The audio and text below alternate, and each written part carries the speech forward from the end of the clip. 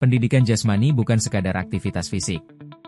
Ia adalah proses pembentukan karakter, penguatan nilai moral, dan ruang untuk tumbuh secara jasmani, mental, serta sosial. Melalui gerak, manusia belajar tentang kedisiplinan, kerjasama, dan ketangguhan.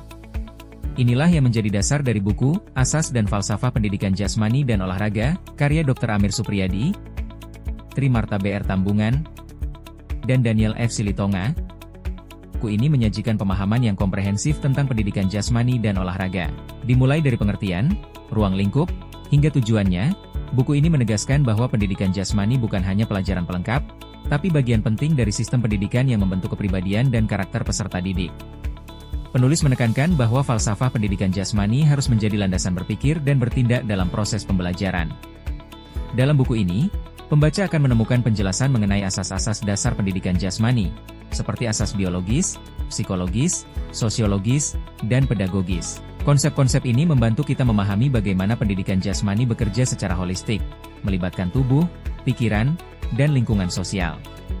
Selain itu, dijelaskan pula perbedaan antara pendidikan jasmani, olahraga, dan aktivitas fisik, agar para pendidik maupun praktisi dapat menerapkannya secara tepat.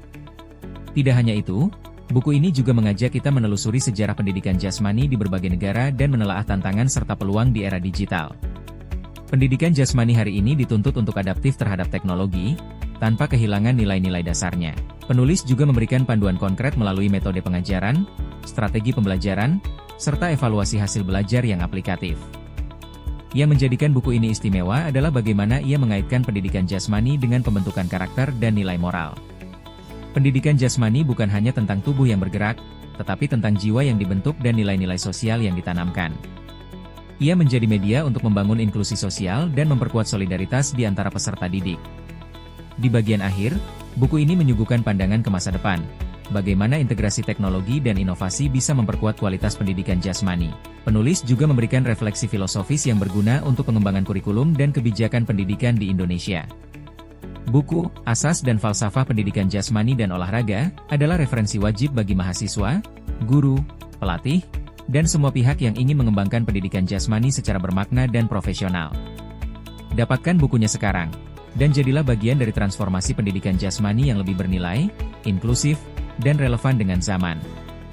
Buku, Asas dan Falsafah Pendidikan Jasmani dan Olahraga, merupakan pilihan tepat bagi siapapun yang ingin memahami pendidikan jasmani secara lebih luas, mendalam, dan filosofis.